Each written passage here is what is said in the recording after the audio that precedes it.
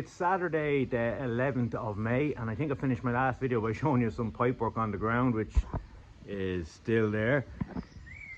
So the plan is today is I'm going to get some heat into the pond. Just last summer, like a lot of you know, there wasn't a summer and you barely got any temperatures, any time to feed the fish, grow them on and all that. So I've decided to get an air source heat pump and get it installed in the pond.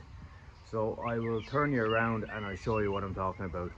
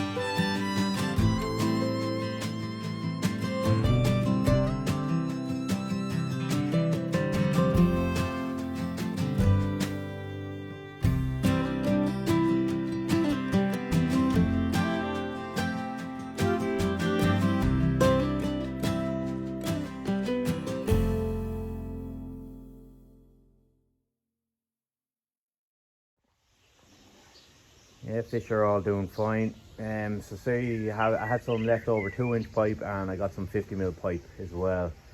Have a table with everything laid out. So where I'm actually going to put the unit is the other side of the filter house. So these will go up on the wall, and then the air source heat pump will go on top of it. Having a mix of the fittings I had and different, I had to get some 50mm fittings as well. I have the three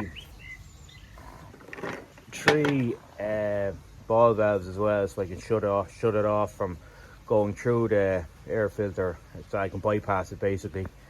And these work out great. I got these on Amazon and they were 2 weeks delayed, so they end up giving them me for free, which saved me a few bob. Yeah, pipe work, it's not cheap, as you all know. And the air source heat pump I got it's not the top of the range one or anything, but it should do the trick for what I want it for. It's a Suri heat pump. It's the same one Tony from Farmer Kai got, and I talked to him a bit about it and he seems to get on well with it. So it's not a Thermatech or a high tech as any of them, but it should do for what I wanted to do. Works out a bit cheaper. It's a space, technically a swimming pool heater.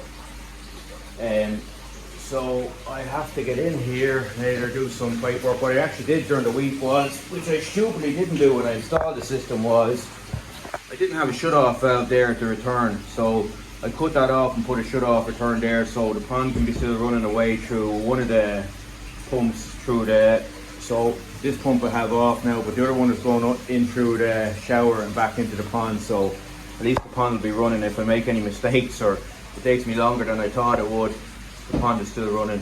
So I have that shut off now, and the 2 ball valves there closed on the returns. So the plan is to cut here, bring it up and out the wall there to the air source heat pump. There is a bit of room behind the shed, but not as much as I would like. I'll show you around there what I mean. I did leave enough of a gap to store stuff and that, so there's a bit of a walkway here around it. All the cows just enjoying the sun. And there, so you see there is a bit of a walkway, and I'll be going up there. Just basically the height of the gate. The height of the gate, that's where I'll be going, and then the pipes be coming out through the shed there.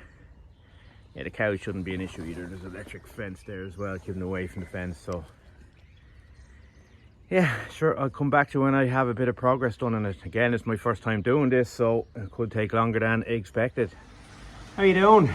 From my last clip, I was just looking back there and it said the 11th of May. And since then I haven't done any footage, even though a lot has happened and a lot has been done. So I think I was just looking back there. I finished up on showing you where I was putting the heat pump in, and that was actually done that weekend, but I just haven't videoed. I was away on holidays, had issues with the main pond. But the heat has been on the last three and a half weeks. Yeah, and it's going well, but I did have some issues which I will go through. But I'll just turn you around here and I'll show you some of the pipe work first before we go around with. So it's all done. Bit hardship, but hey ho. So what we've done is, so from the pump, it's going up there. I can shut it off if I need to. I can turn that one, and then basically, instead of going up to the heat pump, it will come back down and in through the two returns. That's if I ever have issues with the heat pump or need to disconnect it or anything like that. In around, in around, in around, in around, and through the wall there. That is the internal into the heat pump, and that's the external coming around, coming around, coming around, and down there and into the two returns there. Yeah, so the pipe work was a bit of a nightmare, but it's done, and there's no issues with it at all. I will go around now and I will show you it up and installed and working away. Yeah, so this is my walkway around. The best thing I ever did was leave this bit of space just for a walkway between the fence and the filter house. And there it is. So as you can see, it's running fine. It's on, it's set at 22 degrees. It's at 22.5, so it's currently switched off. So it's mounted on the wall there, and it's the Surrey one there which I already went through. So as you can see, the brackets are on the wall, that's there, and out into open space. Yeah, it was a bit tight here, so I had to bring it up above the fence to be able to have the open space in front of it. But no, I'm happy enough with it. It worked out well. So there you can see the in pipe and then the out pipe. Very quiet, and so far it hasn't missed a beat, so I'm quite happy with it.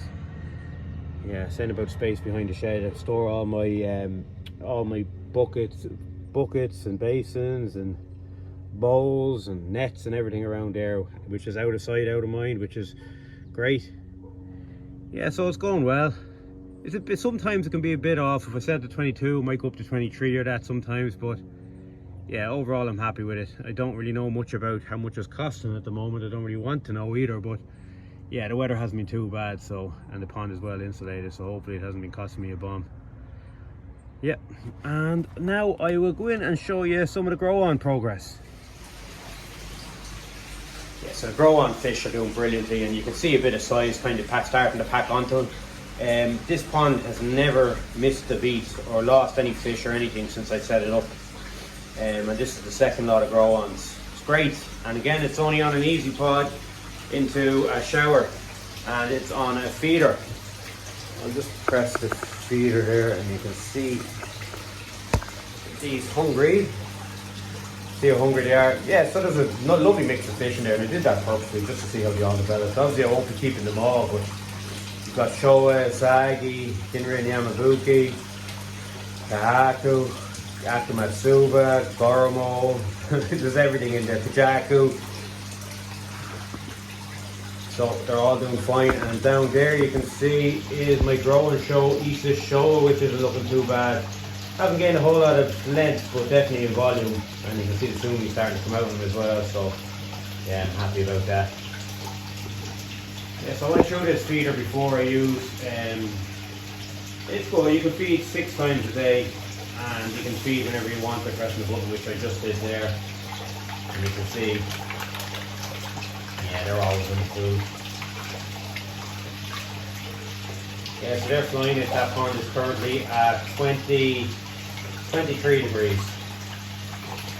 I probably at some stage close to the end of the summer might have to cut back on stocking levels a bit, so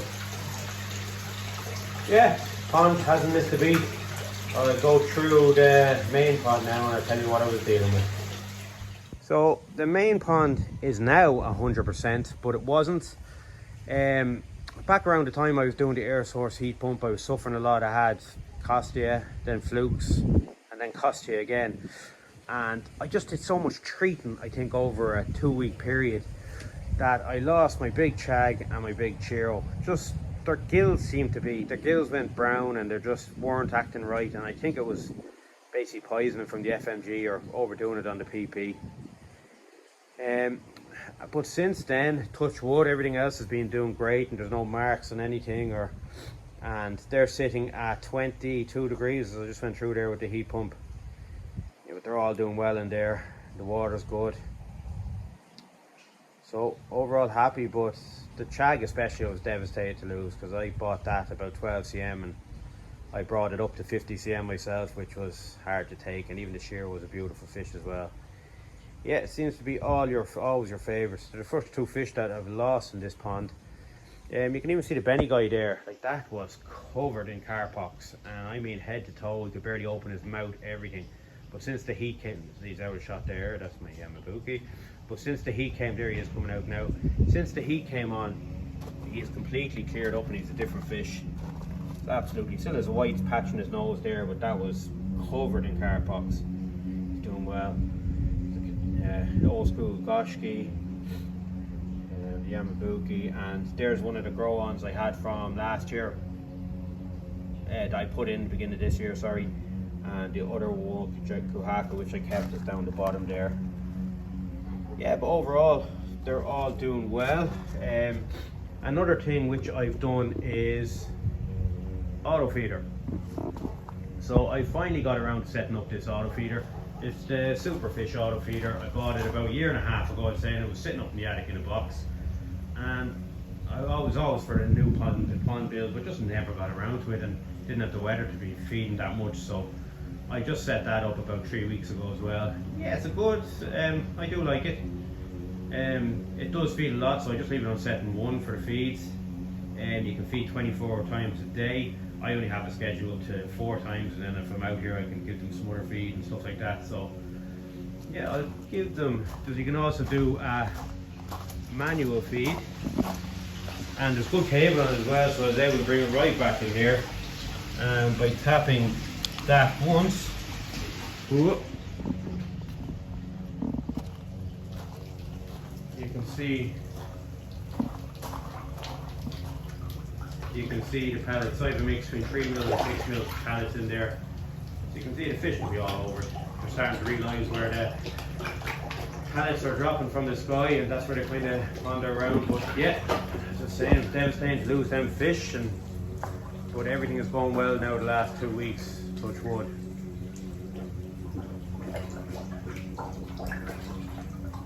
Yeah, overall delighted with it. Starting to feel a bit more like summer now. That no more treating, no more nothing, just getting them on the food and enjoying it. So the last update I have, a lot of changes since the last video, but I put up a little camera system in here. That one is looking across at all my controls. I went on holidays for 10 days and I was just after losing my fish and I was petrified there was going to be issues. So in here I could look at just the switches on the wall, make sure everything was still on. I have the grow on pond. I have another one over in that corner looking at the main pond. Just water levels, everything like that. Just peace of mind really. So that's installed as well. So yeah, I'm getting there. This window, I don't know why I put it. I don't know why I put it in. I never looked through it, but I suppose it's handy.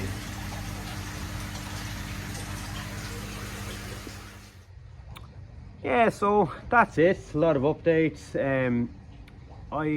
It's the 12th of June today, and as everyone knows, the Nationals on the 29th and 30th, which I'm actually flying over. I'm flying over to Birmingham Airport with a few other lads from Ireland, but they're going home on the Saturday. I'm actually going to stay over in the hotel local on the Saturday and go for the second day. Yeah, I've been to the National Kite Show the last 3 years, but I was never there on the Sunday. So it'd be just nice to see the fish on the Saturday and see what awards were picked up.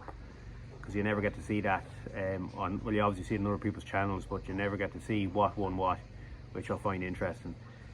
Yeah, so arriving there, very early start Saturday, get there, stay there that night, and kite show then on the Sunday and fly home the Sunday. I'm really looking forward to it. Yeah, and if anyone's there, say hello.